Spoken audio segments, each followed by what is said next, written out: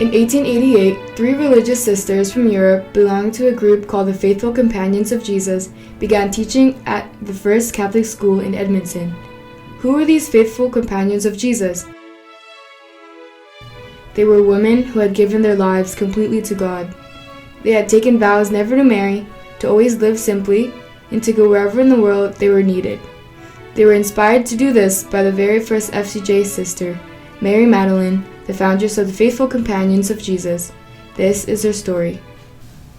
Marie Madeleine was born September 21st, 1781, in Châteauroux, France. She had a large extended family with her parents and lots of aunts, uncles, and cousins. It was a happy family with plenty of money and security. Her family owned land for growing grapes for winemaking. They were a family that was very dedicated to their Catholic faith. Gigi was a lovable child, but she could also be a bit spoiled.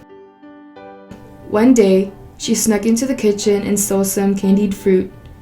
She was chastised by her grandmother in a way that she knew to be unkind. Ladies and gentlemen, may I present a thief? Even though she had done something she shouldn't have, she knew that she didn't deserve to be treated unkindly, and she told her grandmother so. I don't mind, but it's wrong to show up people's faults in front of everyone.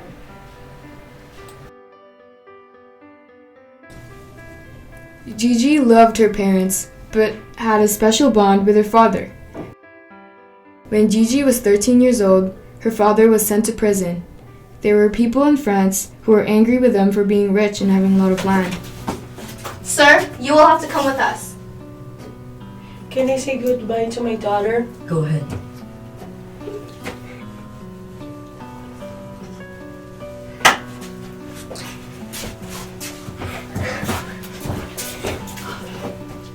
Gigi missed him terribly and worried for his life and his freedom. Eventually, he was released and came home to his family. As Gigi grew up and saw the needs of the people around her, she wanted to reach out to them. She began volunteering at a hospice, which was like a hospital. There, she cared for the people who were sick and in need of companionship.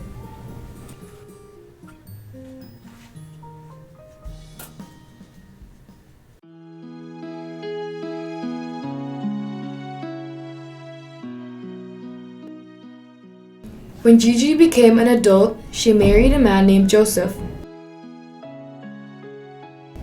Her and her husband had a lot in common. They came from similar families in the same area of France, and both of them liked to help those in need. They were happily married for several months. From then on, Gigi no longer went by their childhood name. She was called by her given name, Marie Madeleine. After less than a year of marriage, Joseph died of typhoid fever, likely caught from the people he was helping.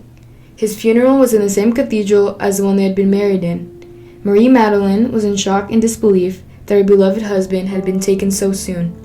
As well, she was pregnant and gave birth to her son, Eugene, a few months after the funeral.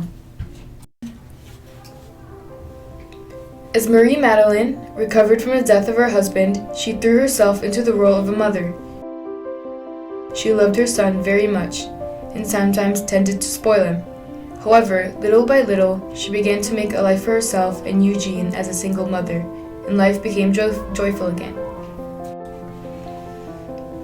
Eventually, Marie Madeleine sent Eugene to school. It was a Jesuit school that she chose. Jesuits are priests and brothers who choose to follow God in a particular way. They believe that God is in all things. When Marie Madeleine met and began talking with the Jesuits, she felt very drawn to them. They talked about God in a way that she had never heard before.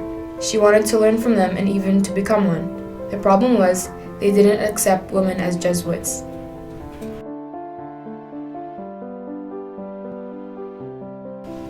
Marie Madeleine began to pray a lot more than usual. She felt like God was calling to her.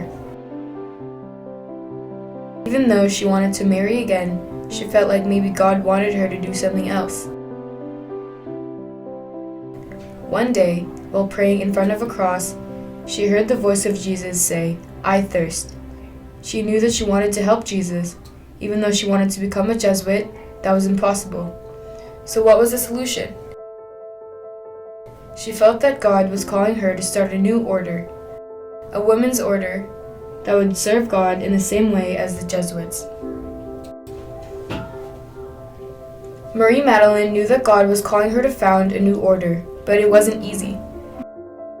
There were many people who did not want her to found a female order of Jesuits, including the Jesuits themselves. Even Father Verin, a good friend of hers, didn't want her to found a new order. Many people opposed her and tried to prevent this order from being created. But Marie Madeleine persisted with the help of God. In 1820, she founded the Faithful Companions of Jesus. The Faithful Companions of Jesus started with just 3 women, but quickly attracted more women. People were drawn to become FCJs because they were impressed by Marie Madeleine's faith in God and her holiness. She often encouraged her sisters to have courage and confidence and tried to set a good example for them to follow. There were soon sisters in France, England, and Ireland. These sisters worked to teach children, especially poor children, in their area during the day, and the parents of the poor children in the evenings. After a long and full life, Marie Madeleine died.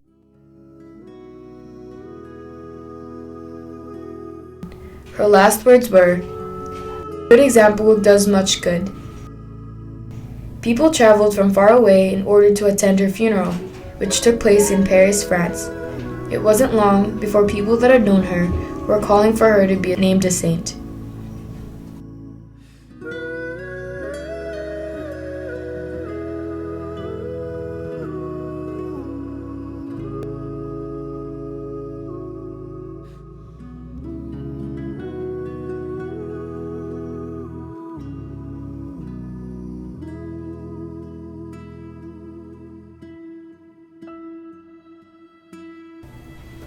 Today, there are FCJ sisters all around the world.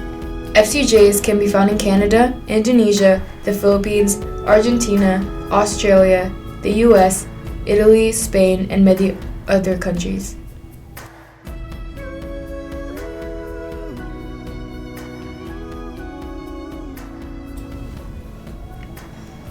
Marie Madeleine is known as Venerable, which means that she's on the path to being named a saint by the Catholic Church.